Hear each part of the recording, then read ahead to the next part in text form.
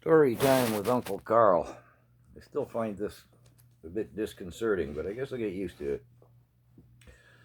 Our barn was struck by lightning and burnt to the ground when I was 5 years old. So I was 4 years of age then, when the year before Dad had the entire barn whitewashed. Whitewashing a barn was a big production entailing emptying and cleaning out the entire barn, and then a whitewashing crew would come in and spray a slurry of lime from floor to ceiling. I believe this practice, long since obsolete, was performed for the antiseptic properties of the lime mixture. After dinner, upon completion of the whitewashing, Dad and his cronies and the menfolk from the neighborhood and some fellow farmers had assembled in the barnyard to admire the gleaming whiteness of the freshly coated barn. Dad had even gone the extra distance and had the stone foundation on the exterior of the barn sprayed. This unto itself was worthy of being a draw, as most farmers in those days were a financial necessity, more about function than form. This unprecedentedly large gathering of menfolk held an irresistible lure for me, and somehow or another I managed to slip the tethers of Mother's apron strings.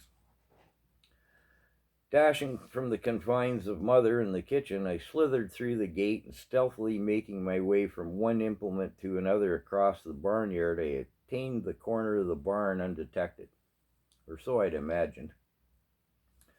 Peeking around the corner, I viewed the assembled. Dad I perceived as the tribal chieftain, those closest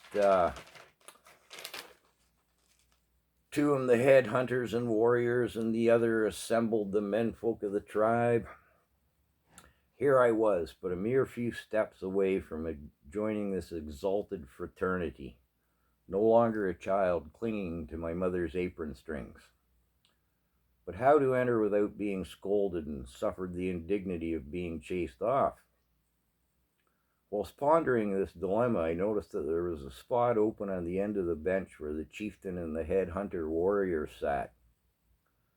I couldn't believe my good fortune, right? Wow.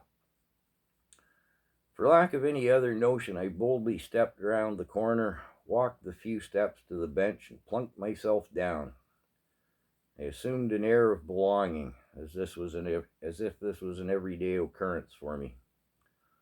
Not a word was said to my arrival amongst their exalted midst. In fact, no mind seemed to be paid to me at all. I was pondering the implications of that no notice when I slowly became aware my hindquarters were beginning to feel decidedly, well, soggy, for lack of a better word. It now became evident to me why this seemingly coveted position on the head bench was available. One of the cows had left a fresh cow pie on the end of the bench, and I plunked me wee stupid arse right upon it. As I peered through lashes misted with the hot tears of shame, I realized that the menfolk were privy to my dilemma, and had in fact been on to me all along.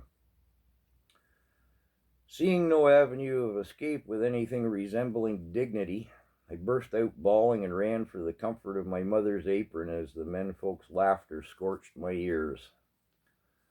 Yep, my first attempt at entering the exalted halls of manhood had failed dismally.